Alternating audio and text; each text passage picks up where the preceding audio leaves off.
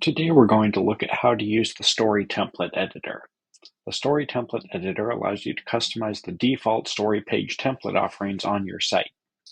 To access the Story Template Editor, make sure you're logged in and then go to the Snow Dashboard dropdown and select Design Options. Once in Design Options, about halfway down the list of white tabs on the left side, you'll see a button that says Story Page Templates. So select that, and that will take you to the Story Page Templates options. Then, from there, open the Story Template Editor, and the Story Template Editor will now open in kind of a new overlay window. Once there, from this drop down, you can select which of the default story page templates you would like to edit.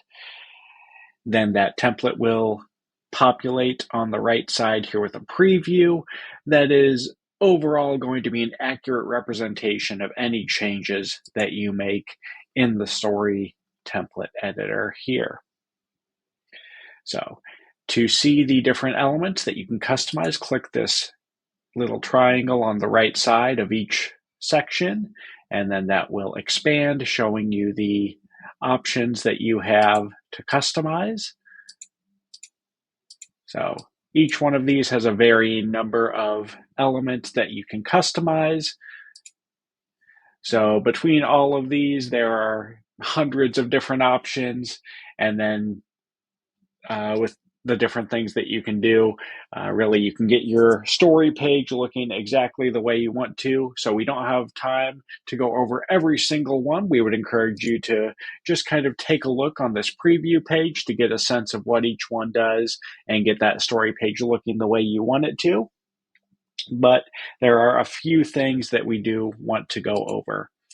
The first of which is in your 15 sections, you can rearrange the order in which they appear. However, some elements must appear in certain places and are forbidden to go above or below a certain point on the story page. For example, the headline cannot be placed below the body of the story. And so if you try to do that, you'll see that the section row turns red there, alerting you that it is not able to be placed in that area. Some of the sections do now have the ability for you to edit the font size specifically for mobile. So for example, in my current design here, my headline will display at 68 point on the desktop, but if someone were to view that same story on mobile, the headline is only going to display in 20 point, giving you a little more control over what that story looks like on mobile compared to on the desktop version. The deck or secondary headline has some new options with it. You can now add a background color if you would like. You can also add this border here, and that border can be placed on the bottom or top and bottom, or as a line there on the left, and you can adjust the weight of that border, giving you a little more control, some cool things that you can do there with the deck. Another new addition here is bylines have the ability to add a photo with them. And so you can do that by going into your byline settings and selecting that you would like to show the photo. One thing to be aware of is in order for that byline to have a photo, the writer must have a staff profile, and that staff profile must have a photo with it. Another thing that we added is the date and views here can be designed just on their own row there, or on the first drop down under display, you can choose a third option that says it will append the date or the story views to the byline row for a more streamlined look. So if you would like to do that, that is how you can adjust that. And again, under date and story views, the display dropdown, selecting append to byline row. In the photo area here, you can choose your default photo location, as well as what that default location is going to be in the preview here, and choose whether you're viewing a horizontal or vertical image. Then you can set a max photo height for your image. This is designed to prevent that photo from becoming so large that the reader is unable to see it on the screen without scrolling. So that's kind of the purpose there of the photo area height. Down below that, in the video area, that's going to be hidden by default on the preview. Main reason for that is most of our sites don't have a video with every story. If your site does, you can turn that on. Again, this is just in the preview, but if you would like to see it in all of your previews, just turn it on in that second drop down there in the video area. Also, you may notice as you look through the video settings, you now have the option to add captions to a video. The body text can now display a drop cap if you would like for that first letter.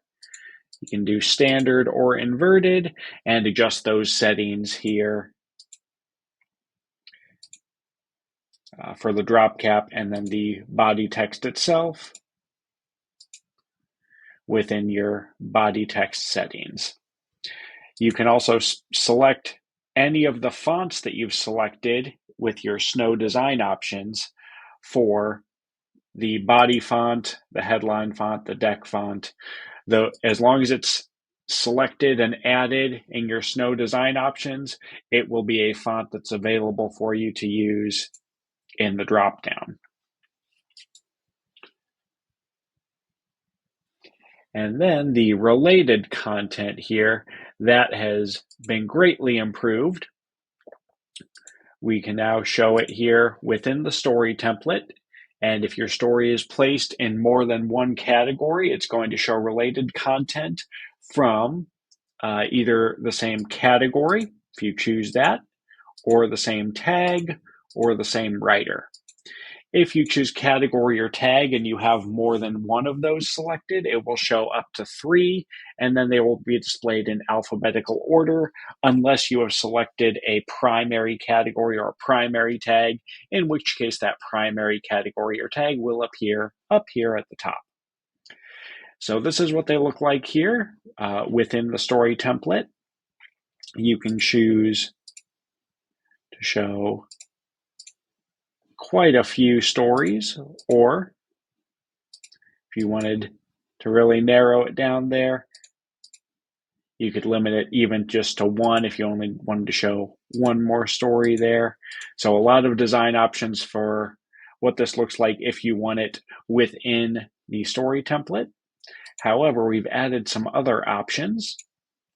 You can display your related content as this bottom drawer, which will appear when your readers are reading the story. They can click that there and then see a carousel of, again, those 2, in this case, categories, but also be tags or other stories by the same writer when they open up that drawer there.